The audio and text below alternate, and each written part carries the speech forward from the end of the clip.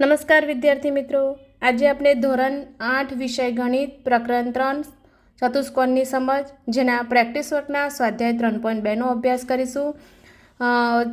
પાઠ્યપુસ્તક સ્વાધ્યાય પોથીના સોલ્યુશનનો વિડીયો પ્રકરણ 3ની પ્લેલિસ્ટમાં તમને બધા જ મળી જશે. અગાઉ આપણે પ્રેક્ટિસ વર્કના સ્વાધ્યાય 3.1નો અભ્યાસ કર્યો હતો. હવે આપણે સ્વાધ્યાય 3.2નો અભ્યાસ કરીશું. પ્રશ્ન 1. અહીં સમાંતર બાજુ ચતુષ્કોણ એક્સ વાય ઝેડ ડબલ્યુ આપેલ છે.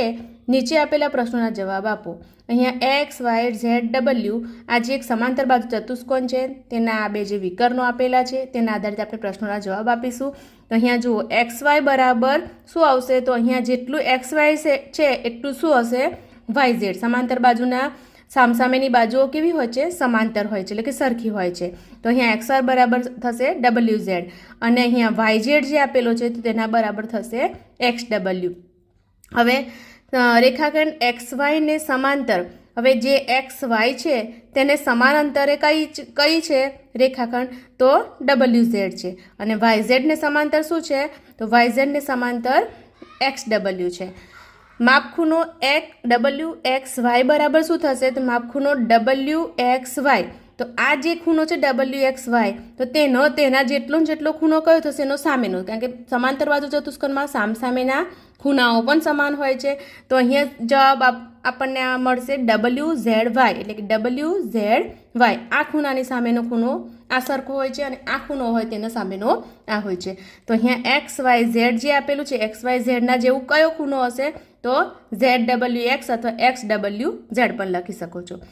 અહીંયા એક્સ એમ બરાબર શું થશે, તો એક્સ એમ જે આ વિકર્ણોમાં આ સમાંતર બાજુ ચતુષ્કોણના વિકર્ણો છે એ પરસ્પર કેવું શું છે, દુભાગે છે, એટલે કે સરખા ભાગે હોય છે. તો અહીંયા જે એક્સ એમ જેટલું છે એટલું જ ઝેડ એમ પણ હોય છે અને વાય એમ જેટલું છે એટલું જ ડબલ્યુ એમ હોય છે. બરાબર, તો આ બંને ખાલી જગ્યા આવી ગઈ. હવે ઝેડ ડબલ્યુ એક્સ વત્તા એક્સ ડબલ્યુ એક્સ વાય, આ ઝેડ ડબલ્યુ એક્સ અને એક્સ ડબલ્યુ એક્સ વાય આ જે બંને પાસેના ખૂણા છે, બરાબર, આ બંને પાસેના ખૂણા છે. તો પાસેના ખૂણાઓ કેવા હોય છે, સમાંતર બાજુ ચતુષ્કોણમાં પૂરક હોય છે. તો પૂરક હોય એટલે પૂરકના પાસેના ખૂણા પૂરકનો હોય તો પૂરકનો સરવાળો 180 અંશ થાય છે. તો એ રીતે આ બધા જ ખૂણાઓ પાસેના ખૂણાઓ થાય છે. તો બધાનું માપનો સરવાળો કેટલો થશે, 180 અંશ થશે. ધારો કે આ બંને ખૂણા હોય તો આ બંનેનો ખૂણાનો સરવાળો 180 અંશ થાય. આ બંને ખૂણા હોય તો બંનેનો પણ 180 થશે, આ બંનેનો પણ 180 થશે અને આ બંનેનો પણ 180 થશે. તો તમારે ખાસ આ દાખલાઓમાં આ જ ધ્યાન રાખવાનું છે અને યાદ રાખવાનું છે કે સામસામેના ખૂણાઓ સમાંતર હોય છે, એટલે કે સરખા હોય છે. પાસેના ખૂણાઓ પૂરક હોય છે, સામસામેની બાજુઓ સમાંતર હોય છે. બરાબર, આ બધી વસ્તુઓને ખાસ ધ્યાન રાખવાની છે. તો આપણે આગળ પ્રશ્ન 2 જોઈશું, જેમાં નીચેના સમાંતર બાજુ ચતુષ્કોણમાં એક્સ વાય ઝેડના મૂલ્યો શોધો એમ કહેલું છે. એક્સ વાય અને ઝેડ એકદમ સિમ્પલ દાખલો છે. જો તમે નિયમોને યાદ રાખશો તો જુઓ, અહીંયા મેં લખ્યું એક્સ વત્તા 105 બરાબર 180 અંશ, એક્સ વત્તા 105 બરાબર 180 અંશ. હમણાં શું કીધું મેં તમને, પાસેના ખૂણા કેવા હોય છે, પૂરક હોય છે. તો કારણ પાસેના ખૂણા પૂરક હોય છે, કારણ લખી દેવાનું. હવે જો અહીંયા એક્સના એક્સ 105 પ્લસમાંથી આ સાઈડ જશે તો માઇનસમાં, તો એક્સ બરાબર 180માંથી 105 જશે તો 75 અંશ મળી ગયો. હવે એક્સ બરાબર 75 અંશ મળ્યો તો સામસામેના ખૂણા સમાન હોય છે. તો ઝેડ બરાબર પણ કેટલા થશે, 75 અંશ થશે. બરાબર, તો હવે ઝેડ બરાબર પણ ડાયરેક્ટ તમે એ રીતે લખો તો પણ 75 અંશ વાંધો નહીં. અને અહીંયા આ જે એક્સ 75 અંશ મળ્યો છે, બરાબર, તો અહીંયા વાય અને એક્સ બંને એકબીજાના પૂરક થશે. અહીંયા એક્સના જગ્યાએ વાય લખાઈ ગયું છે અને વાયના જગ્યાએ એક્સ લખાઈ ગયું છે. એક મિનિટ, આ છે ઝેડ અને અહીંયા છે વાય. બરાબર,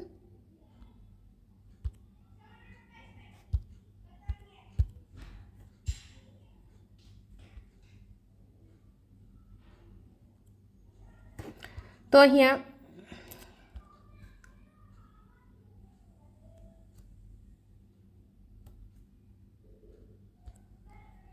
જુઓ તમે એમ નહીં કરો તો પણ ચાલશે. ધારો કે અહીંયા 105 આ સામસામેના પણ સરખા હોય છે અને આ પણ સામસામેના સરખા હોય છે. તો મેં અહીંયા લખ્યું છે એ પ્રમાણે લખશો કે 105 અને y બંને સરખા છે કારણ સામસામેના ખૂણા છે, એટલે કે y બરાબર 105 અંશ કારણ સામસામેના ખૂણા છે. તો અહીંયા આ બંને પૂરકના પ્રમાણે તમે શોધ્યું તો x મળી ગયો, આ સામસામેના ખૂણા સરખા છે એટલે y મળી ગયો. હવે આ બંને પૂરક ગણી લઈશું, બરાબર. આ બંને કેવા છે, આ બંનેને પૂરક ગણો અથવા આ બંનેને પૂરક ગણો એટલે 105 વત્તા z બરાબર 180 અંશ કારણ પાસેના ખૂણા પૂરક હોય છે, એટલે કે z બરાબર અહીંયા 105 માઇનસમાં જશે એટલે z બરાબર 75 અંશ મળશે. તો આ દાખલો એકદમ સિમ્પલ છે. તમે ફક્ત એક સાઈડની જે પાસેની બાજુઓ કોઈ પણ આ બાજુને ગણો કે આ બે ખૂણાને ગણો, બંને એકબીજાના પૂરક હોય છે એ પ્રમાણે ગમે તે એક શોધી દો. સામસામેના ખૂણા સમાન હોય છે અને પાસેના ખૂણા પૂરક હોય છે. આ રીતે તમે x y z શોધી શકો છો. હવે આ દાખલો સેમ જ છે, 65 અંશ છે તો 65 અંશ અને x બંને પૂરક છે એકબીજાના, તો આ બંનેનો બાદબાકી કરી દો. 180 અંશમાંથી 65 અંશ બાદ કરી દો એટલે આ x મળી જશે. xના સામેનો ખૂણો z છે તો સામસામેના ખૂણા પ્રમાણે મળી જશે અને એકબીજાના પૂરક કરીને y મળી જશે. તો આ જે પહેલો નંબરનો દાખલો ગણ્યો છે એ જ રીતે બીજા નંબરનો દાખલો જાતે ગણશો. 3 નંબરનો દાખલો છે તેમાં આપણે અહીંયા x y z શોધવાનું છે. મેં અહીંયા નામ આપ્યા છે આ સમાંતર બાજુ ચતુષ્કોણના A B C અને D. હવે આપણે જોઈશું તો જુઓ અહીંયા આપણને 30 અંશ આપેલા છે, એક ખૂણાનું માપ આપેલું છે. હવે બીજો જે ખૂણો છે તેમાં આપણે અહીંયા વિકર્ણો પરસ્પર દુભાગે છે અને કાટખૂણે દુભાગે છે. જો અહીંયા તો અંદરનો ખૂણો પણ અહીંયા કાટકોણ ખૂણો આપેલો છે, એટલે કે આ 90 અંશ હશે તો એક રેખા પરના બંને ખૂણા બરાબર ખૂણાના માપનો સરવાળો 180 અંશ થાય. તો આ 90 અંશ હશે તો આ પણ 90 અંશ હશે. તો આપણે એને શોધીએ તો એને લખીશું AOD વત્તા AOB બરાબર 180 અંશ કારણ રૈખિક જોડના ખૂણા. હવે AOB D બરાબર શું છે, 90 અંશ છે તો 90 અંશ. AOB બરાબર શું છે તો y છે તો લખીશું y બરાબર 180 અંશ. yના y 90 અંશ અહીંયા પ્લસમાંથી આ સાઈડે માઇનસમાં આવશે એટલે 180 અંશમાંથી 90 અંશ બાદ કરીએ એટલે કેટલા જવાબ આવશે, 90 અંશ મળશે. તો y બરાબર આવ્યા 90 અંશ. હવે આપણને અહીંયા y બરાબર 90 અંશ મળી ગયા. આ 30 અંશ છે તો આ એક પ્રકારનો એક ત્રિકોણ છે. ત્રિકોણના 3 ખૂણાના માપનો સરવાળો કેટલો હોય, 180 અંશ થાય છે. તો એ નિયમ મુજબ આપણે લખીશું ત્રિકોણની ત્રણેય ખૂણાના માપનો સરવાળો 180 અંશ થાય છે, માટે x વત્તા y વત્તા 30 અંશ બરાબર 180 અંશ. અહીંયા x આપણે શોધવાનો છે, y બરાબર આપણને 90 અંશ મળી ગયો છે તો અહીંયા લખીશું 90 અંશ વત્તા 30 અંશ બરાબર 180 અંશ. x બરાબર 90 અંશ વત્તા 30 અંશ એટલે 120 અંશ બરાબર 180 અંશ. અહીંયા x લખીશું 120 પ્લસમાંથી માઇનસમાં જશે એટલે 180માંથી 120 બાદ કરીશું એટલે 60 અંશ મળશે. તો અહીંયા આપણને x બરાબર મળી ગયું. હવે આપણને z શોધવાનું બાકી છે. તો અહીંયા લખીશું કે રેખાખંડ AB સમાંતર રેખાખંડ DC. રેખાખંડ AB એ DC ને સમાંતર છે અને AC એની છેદિકા છે, બરાબર. AB અને DC સમાન અંતરે છે અને AC એની છેદિકા છે, માટે તમે જો અહીંયા ખૂણો BAC બરાબર ACD થશે. BAC બરાબર ACD આ બંને ખૂણા સરખા થાય. આ જે ખૂણો છે અને આ ખૂણો બંને કેવા થાય, સમાંતર, કારણ યુગ્મકોણની જોડ બને છે. બંને રેખાખંડોને આ સમાંતર અંતરે છે અને આ તેની છેદિકા છે, માટે x બરાબર z અંતર ખૂણાનું માપ થાય કારણ કે યુગ્મકોણની જોડ છે. તો અહીંયા લખીશું BAC બરાબર x છે અને ACD બરાબર z છે. તો x બરાબર કેટલા આપણને મળ્યા છે ઉપર, 60 અંશ બરાબર z એટલે કે z બરાબર 60 અંશ. તો અહીંયા x y અને z ના માપ આપણને મળી ગયા. આગળ જોઈશું 4 નંબરના દાખલામાં. અહીંયા પણ મેં સમાંતર બાજુ ચતુષ્કોણનું ABCD નામ આપેલ છે. અહીંયા આપણને x y અને આ z શોધવાનો છે. એક ખૂણાનું માપ 30 અંશ અને એકનું 120 અંશ આપેલું છે. તો અહીંયા સૌથી પહેલાં સામસામેના ખૂણા સમાંતર હોય છે તે એ મુજબ આપણને y બરાબર 120 અંશ મળી ગયું. y બરાબર 180 અંશ કારણ સામસામેના ખૂણા છે. હવે આ y બરાબર 120 અંશ મળી ગયું, આ 30 અંશ આપેલું છે તો x ત્રિકોણના 3 ખૂણાના માપનો સરવાળો 180 અંશના અંદાજે મળી જશે. તો અહીંયા ત્રિકોણના 3 ખૂણાના માપનો સરવાળો 180 અંશ થાય છે, માટે અહીંયા 30 અંશ વત્તા y વત્તા x બરાબર 180 અંશ. 30° y બરાબર આપણને 120° મળ્યા છે વત્તા x બરાબર 180°, 30° વત્તા 120 બરાબર 150° વત્તા x બરાબર 180°. હવે xના x અહીંયા 150 પ્લસમાં છે, આ સાઈડ આવશે તો માઇનસમાં, તો 180માંથી 150° બાદ કરીશું એટલે અહીંયા x બરાબર મળશે 30°. હવે x બરાબર 30° મળી ગયા એટલે હમણાં જેમ કીધું કે રેખાખંડ AB અને રેખાખંડ DC સમાંતર અંતરે છે, BD એની છેદિકા છે, માટે x બરાબર z થશે કારણ યુગ્મકોણની જોડ છે. તો અહીંયા સમાંતર રેખાખંડ AB સમાંતર રેખાખંડ DC છે અને BD તેની છેદિકા છે, માટે x બરાબર z એટલે કે x બરાબર 30° મળ્યા છે, 30° બરાબર z એટલે z બરાબર 30° થશે. તો અહીંયા x, y અને zનું માપ તમને મળી જાય છે. આ મુજબ તમારે 5 નંબરનો દાખલાની અંદર અહીંયા મેં નામ આપ્યું છે એ રેખાખંડ ABCD અને જે બહિષ્કોણ ખૂણો છે તે અહીંયા નામ આપ્યું છે મેં E એટલે કે BCE નામ મળે. અહીંયા BCE ખૂણાનું માપ 50° આપેલું છે. અહીંયા x, y અને z શોધવાનું છે. તો સૌથી પહેલાં આપણે શું કરીશું, તો આ બંને ખૂણાના માપ અહીંયા એક બહારનો બહિષ્કોણ ખૂણાનું બહારની બાજુનો ખૂણાનું માપ આપેલું છે, તો તેનો અંદરનો ખૂણો આ બંને એક રેખાના છે, તો એક રેખિક જોડના ખૂણાના માપનો સરવાળો 180° થાય છે. એ અંદાજિત આપણે અહીંયા રેખાખંડ BCD વત્તા BCE બરાબર 180° કારણ રેખિક જોડના ખૂણા. હવે આ માપ આપ્યું છે BCEનું 50° વત્તા BCD બરાબર 180°, BCD બરાબર 180°માંથી 50° બાદ કરશો એટલે 130° મળશે. તો અહીંયા BCE બરાબર 130° છે, તો આનો સામેનો ખૂણો y છે, તો અહીંયા y બરાબર પણ 130° આવશે કારણ કે સામસામેના ખૂણા છે. હવે આ જેમ મેળવ્યું એમ આગળના દાખલામાં જેમ ગણ્યું એમ ત્રિકોણના ત્રણેય ખૂણાના માપનો સરવાળો 180° થાય છે. એ અંદાજથી આપણે 20° તમને x બરાબર જવાબ મળશે.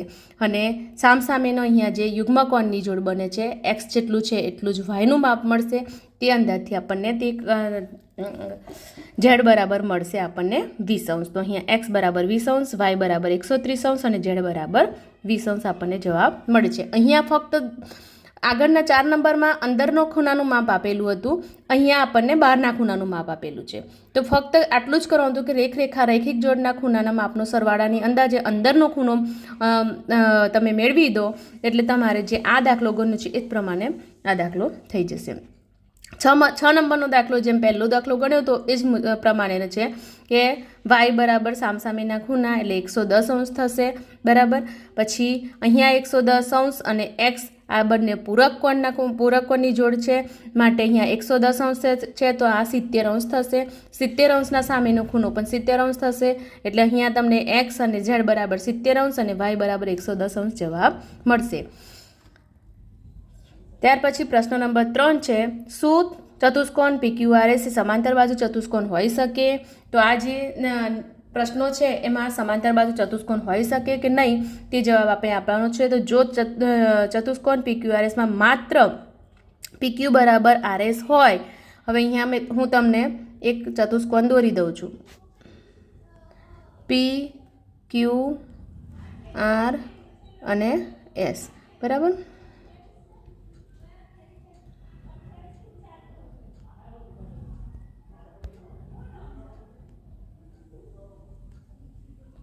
P, Q, R અને S.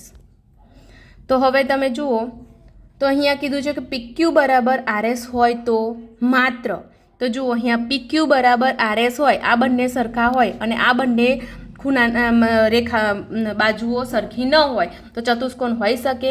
તો ના હોઈ શકે, કારણ કે સમાંતર બાજુ ચતુષ્કોણની બંને બાજુઓની જોડ સમાન હોવી જોઈએ. તો આ ચતુષ્કોણ હોઈ શકે? તો ના હોઈ શકે. ચતુષ્કોણ PQRSમાં માત્ર રેખાખંડ PS અને રેખાખંડ QR સમાંતર હોય તો ફક્ત PS અને QR સમાંતર હોય તો એ પણ ના ચાલે. આ બંને પણ રેખાઓ સમાંતર હોવી જોઈએ, તો આમાં પણ ના છે. જો PQRSમાં માત્ર ખૂણો P બરાબર માપખૂણો S હોય તો P અને માપખૂણો P અને માપખૂણો S સરખા હોય તો ના, સરખા હોય નહીં. આ બંને કેવા હોય છે? એકબીજાના પૂરક હોય છે.